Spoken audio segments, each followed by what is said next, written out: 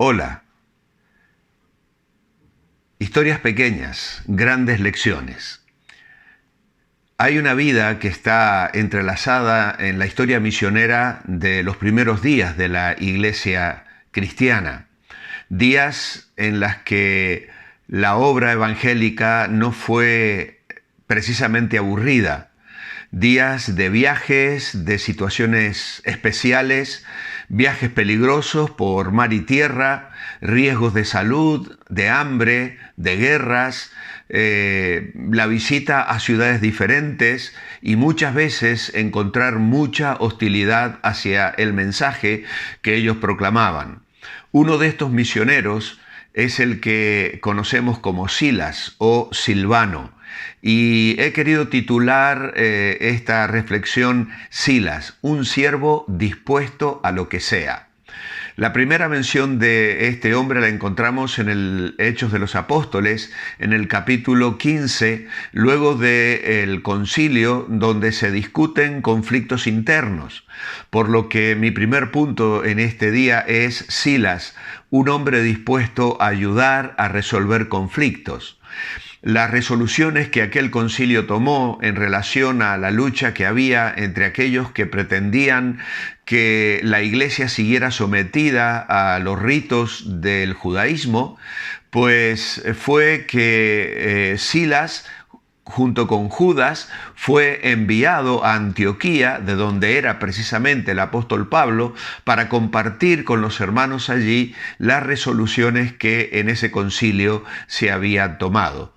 Y nos dice la Escritura lo siguiente, describiendo el ministerio de Silas en Hechos capítulo 15 y versículos 32. Y Judas y Silas, como ellos también eran profetas, consolaron y confirmaron a los hermanos con abundancia de palabras, y pasando algún tiempo allí, fueron despedidos en paz por los hermanos para volver a aquellos que los habían enviado. Mas a Silas le pareció bien quedarse allí, lo que da la impresión de que primero regresó a Jerusalén, pero luego decidió volver para continuar con el ministerio allí en la iglesia de Antioquía. Realmente la actitud de este hombre nos muestra una persona dispuesta.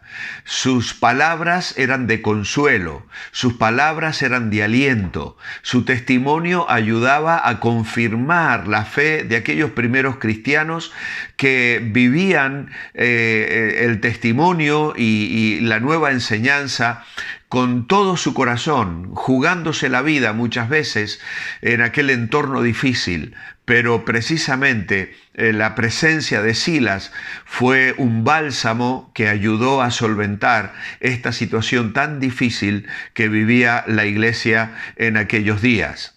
Nos dice la Escritura que el ministerio de Silas fue muy apreciado en la iglesia de Antioquía. Probablemente llegó un momento en que él junto con Silas decidieron regresar a aquellos que les habían enviado. Pero Silas ya no era el mismo. Había una carga en su corazón. Y aunque probablemente su iglesia local y su ciudad eran Jerusalén, él decidió volver a Antioquía para continuar allí con su ministerio, porque obviamente Dios tenía luego algo muy especial para él. Habría de producirse un conflicto entre Pablo y Bernabé acerca de Juan Marcos, y es bajo esta situación y aquella separación de aquellos dos líderes que Silas vuelve a resurgir ocupando un lugar preponderante en aquel equipo de hombres que habrían de salir a llevar el evangelio. Así que Silas no solo fue un hombre que ayudó a resolver conflictos, sino que también supo discernir las necesidades que habían a su alrededor. Él no se quedó en un lugar cómodo. Él entendió que en Antioquía era necesario y entonces regresó para continuar allí con su ministerio. Pero aún estando allí, cerca de Pablo y de su equipo misionero, la carga por la evangelización, por ir más allá con el mensaje de salvación, se hizo muy presente en su vida y en su corazón. Así que, en tercer lugar, quisiera destacar que Silas estuvo dispuesto a asumir el llamado a la obra misionera, dispuesto a lo que sea. Si se trataba de resolver conflictos y apaciguar los corazones de las personas en relación a la doctrina y a las exigencias del judaísmo, pues allí estaba presente Silas para llevar a cabo su labor, afirmando, consolando y fortaleciendo el corazón de los creyentes. Él vio que había necesidades en la iglesia en Antioquía y entonces discernió la necesidad que había en ese momento y se animó a dejar lo que haya tenido que dejar, donde era su ciudad y su iglesia en Jerusalén, para incorporarse al ministerio y llevar a cabo el trabajo en Antioquía. Pero finalmente la carga por la obra misionera, asume el llamado a la obra misionera acompañando a Pablo y a Timoteo a un ministerio de largo alcance que sin duda incluyó aventuras emocionantes. Ya en este mismo capítulo 16 encontramos a Silas viviendo una situación extrema, donde son azotados por causa del testimonio y donde acaban en el calabozo más profundo de una cárcel. Pero lejos de amilanarse, Pablo y Silas, nos dice la Biblia, que oraban y cantaban himnos a Dios y todos los presos los oían. Y creo que todos conocemos aquella preciosa historia en la cual luego de un terremoto el carcelero está dispuesto a quitarse la vida, pero es detenido por Pablo y entonces este hombre les pregunta a los dos: señores, ¿qué debo hacer para ser salvo? Y allí se inicia un testimonio extraordinario, una iglesia pujante, una iglesia que quedaría unida al corazón de los misioneros, de una forma especial a Pablo. Luego también la de Tesalónica. De hecho, Silas aparece en los encabezados de estas cartas en las que Pablo escribe a estas iglesias tan amadas de su corazón. Llegan a Berea y ahí le esperaban problemas mayores, de modo tal que Pablo tiene que huir de esa ciudad. Los creyentes le mandan a Atenas, pero Silas y Timoteo se quedan enseñando a los creyentes jóvenes mientras que Pablo tiene que huir. Finalmente el equipo misionero se reúne otra vez en Corinto y en cada lugar visitado iba quedando un pequeño grupo de cristianos.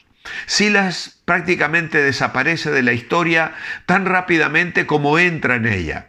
Pedro lo menciona en su carta como colaborador allí en su primera carta y quizá portador de la misma. No sabemos dónde le conoció, probablemente en Jerusalén.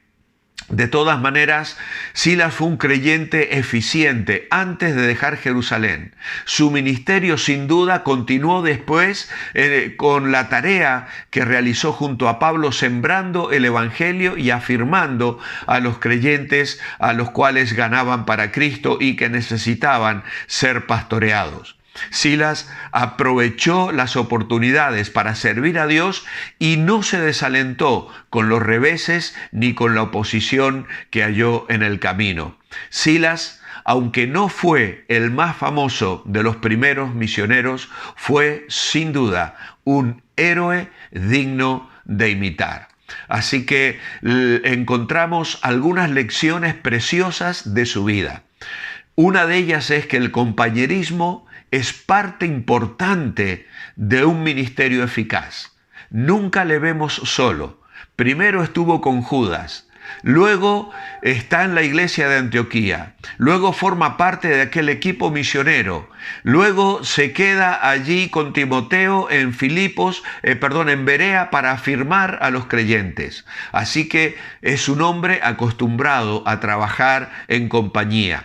Por otro lado, otra gran lección es que Dios nunca nos garantiza que sus siervos no habrán de sufrir.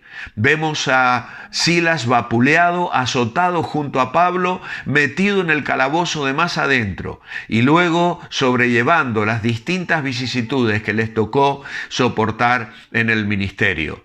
La obediencia a Dios, finalmente, a menudo significa renunciar a los que nos da seguridad. Silas encontraba su seguridad en Dios, llevó a cabo su ministerio con entereza y su nombre ha quedado plasmado como un ejemplo para que todos nosotros le podamos imitar. Que podamos hoy aprender de Silas estas lecciones para gloria de Dios.